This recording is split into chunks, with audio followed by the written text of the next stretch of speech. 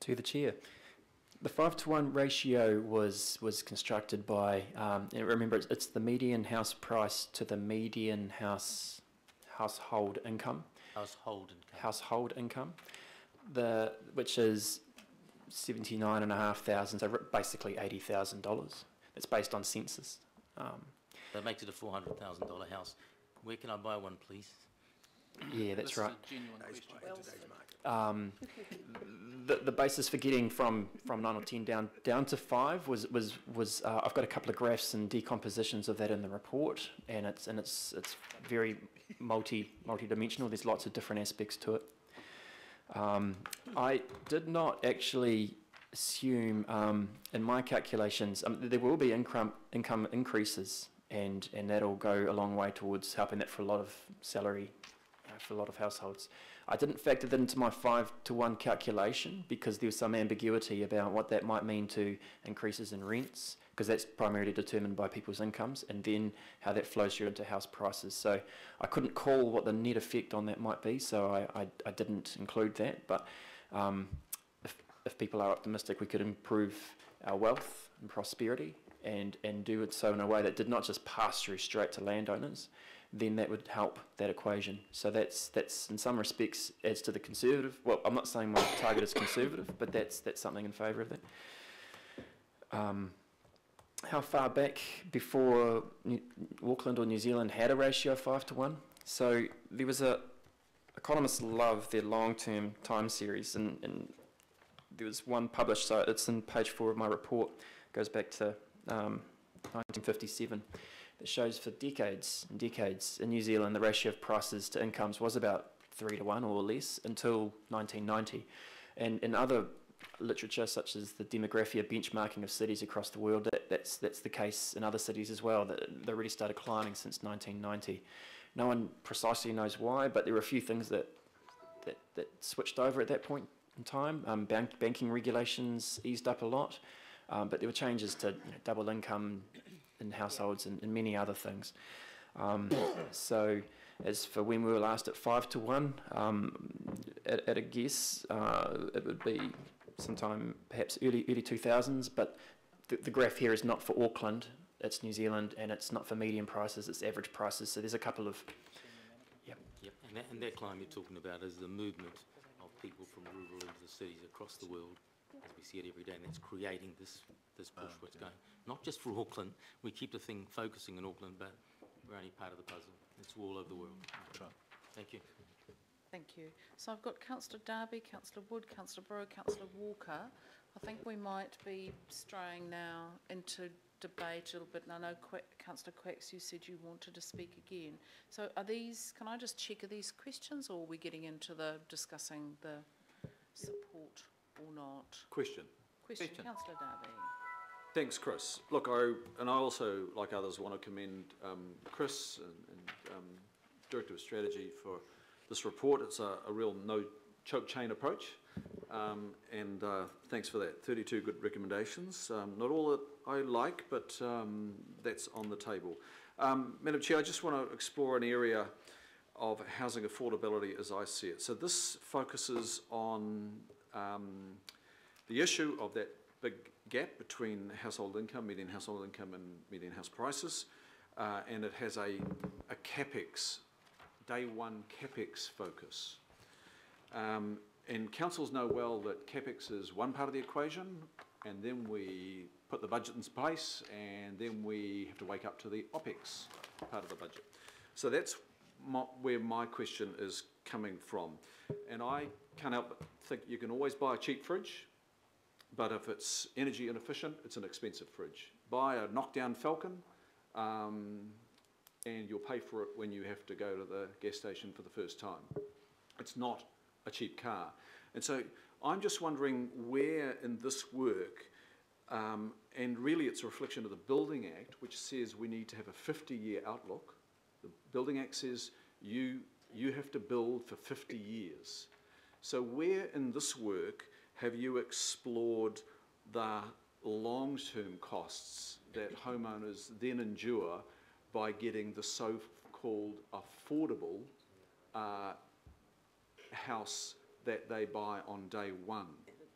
And I guess one of the areas that concerns me a lot, but I'm open to it, is your recommendation 27. And there you are looking to omit some of the so-called excessive restrictions on design. You're focusing on interior, functioning, etc. But you do say in there that some of the sustainability requirements could be pared back. Now, they directly affect the ongoing costs that are inherited the day you buy the affordable cheap house. So I'm just wanting, Chris, for you to explain where have you addressed the long-term costs of owning the affordable house? To the Chair. It's accurate to say that I have focused on the house prices as such, and implicit so that long-term operating costs are not my primary area of focus. Right. That said, I certainly agree that it's very important. And we do have other regulations such as the building code that requires double glazing and insulation and the like to create new homes that are vastly superior to a lot of the older homes that we have in our housing stock. As it relates to tool number 27 specifically, where I'm saying don't regulate for the internal features unless there's a very good case for doing so and a good cost-benefit analysis. I think that's really important for me to be able to understand what I mean. Public policy, there's a strong basis for our land use planning and the like when we're talking about externalities, the effect of a building on the street, on the nature of the neighbourhood and the like.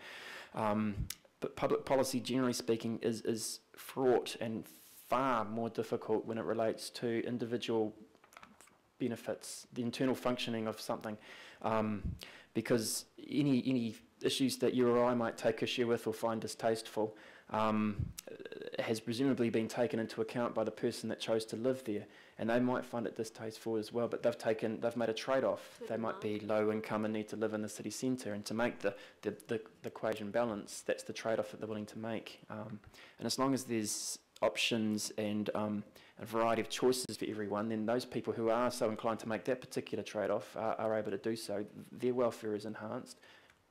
Debatable as to whether anyone else's welfare is degraded. And for me, that could well be a really good public policy outcome. So I'm not saying don't regulate on those things. I'm saying one has to have a really good, very well articulated evidence-based argument. And also, there's a role for council and others to champion. So we've got a wealth of non-regulatory options at our sleeve, but such as Ludo being the champion for good design. There's the role of the Auckland Design Manual, where we can provide good information. We might be able to compel people about the merits of the well-designed tiny house living, or whatever the new movement is, by collaborating with the private sector, come up with some demonstrations and get people through it and say, look, this is what it's all about, here's how you can do it well. So there's a lot of non-regulatory solutions we can do as well.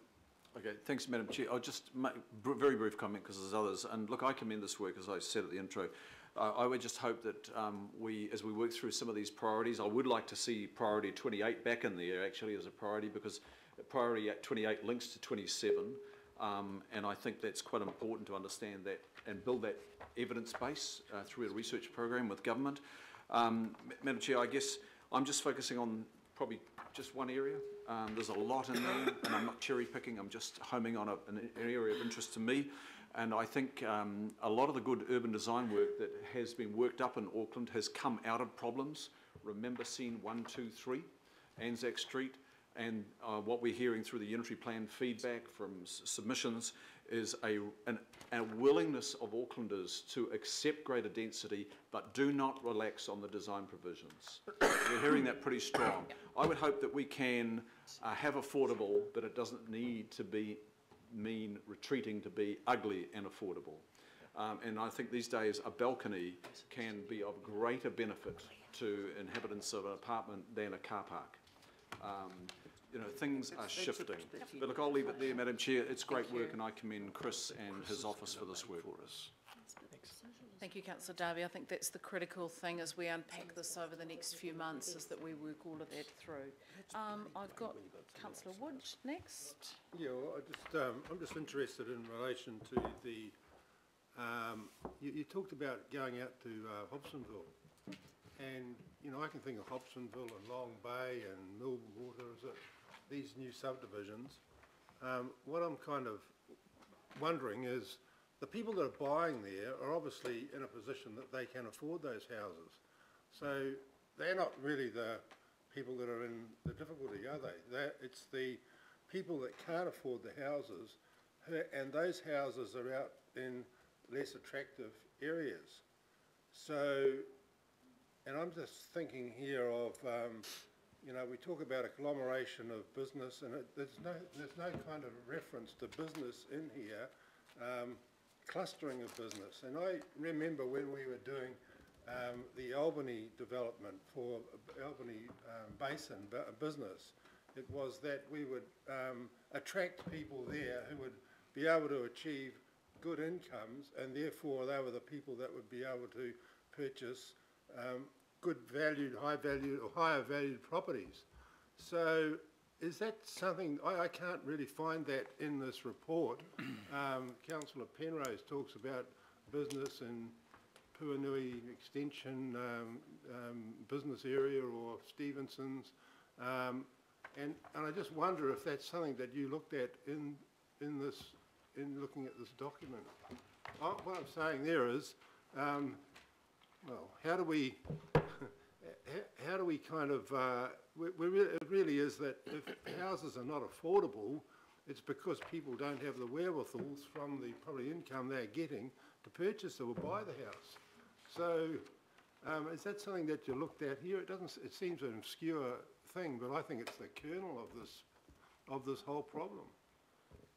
Just a brief answer, Chris, because this is a huge issue. Okay, to the Chair. You're right, I focused mainly on housing. I had a relatively tight time frame to turn it round, and it's such a big issue that I had to have a clear defined scope, and no doubt can be picked up. I think where we have our town centres and the like is a huge part of what we've got to consider, and I couldn't consider everything in the time. So will that be looked at as part of C? That's absolutely what C is all about, Councillor. Councillor Brewer. Thank you, Madam Chair. I just want to pick on 2 points that haven't been raised, and that's the number 1 and 2. And Chris, your comment here, your recommendation, do not comment on the OCR setting. Well, I just see, and also do not comment on kind of those macro policies. I just see, and you know my view on this because I've raised it with you before, is there's a huge lost opportunity for your profile and for Auckland to get represented, because you're saying here the blue means do nothing because it is adequately looked after by others. Well, I don't know if Auckland's interests are being adequately looked after by Wellington-based retail bank chief economists. On the OCR, as we know, they're often focused on the Hāwaras, the Horatus and the Horowhenua, and you, in your chief economist quarterly report, which is very good, have spelled out back in August just what the impact of the OCR reductions will have on the housing market. These moves will likely intensify demand. The faster Auckland housing prices continue to rise ahead of rents and incomes, the more vulnerable the market becomes to a substantial price correction. And I fail to see the logic in not going out there. I see the logic and understand it in not advocating to the Reserve Bank for lower or higher OCRs. That's not our role, and nor is it anyone's role, and nor would they listen. But certainly commenting and certainly using that 6 weeks to get your profile up there, and that of the Chief Economist Unit, and that of our organisation, and that of Auckland's positions, I think is a lost opportunity. And, you know, we had 3 OCR cuts in June, July, September. We might have another one coming on the 29th of October, and maybe another one in December. And you've already observed that this has a big impact. The Barfoot and Thompson's figures that came out this week show that, yes, that people are trying to get in before the the IRD government, the equity changes, the investor changes, and that kicked in, but it's also due to low interest rates. And my banker tells me we could be down to 3.99 interest rates. Don't worry about 4.35. And again, that'll just fuel another stream. And I think we should be observing that. I don't think we should be relying on Cameron, Baggery and Wellington to talk about the OCR. So I just see it as a lost opportunity not to comment, because if I was advising you on public relations, I'd be saying at 9 o'clock on the Thursday, the 29th of October, put your statement out.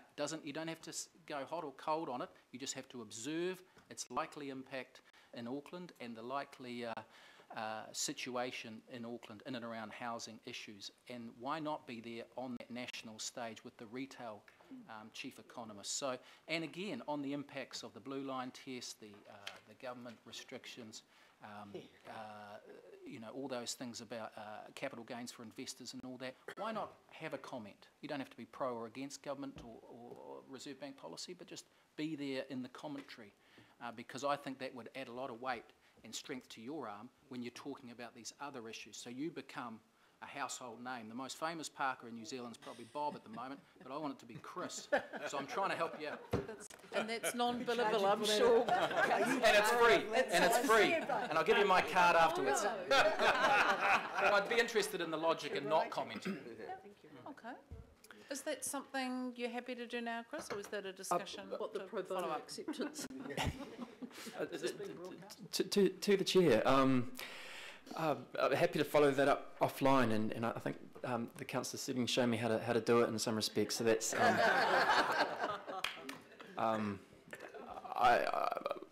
my approach so far has been a focus on commenting when I think it's worth getting up and commenting rather than for the sake of it. But if there's things that are inherently valuable and I'm letting them go through, then that's a shortcoming, and take some advice on relevant issues. So I'm happy to follow up offline. Possibly maybe follow with our senior staff rather than so much Garrick and Brewer, but I think Councillor Brewer makes a very good point, and I think it would be a really interesting discussion to continue. Councillor Walker. Sure. One of the things that's not here, and maybe it's because it's in government hands, and that's the very high cost of construction. We know that internationally, New Zealand and Auckland. Sorry, Councillor, can you speak into your microphone? Sure. It's quite hard when you turn sideways. Auckland's a very, very expensive place to build. There are many commentators that have pointed out that we've virtually got a cartel in New Zealand around construction industry, materials and the like. I just invite some comment around that, and a couple of other issues that go to the long-term affordability of houses. One's around the danger of increasing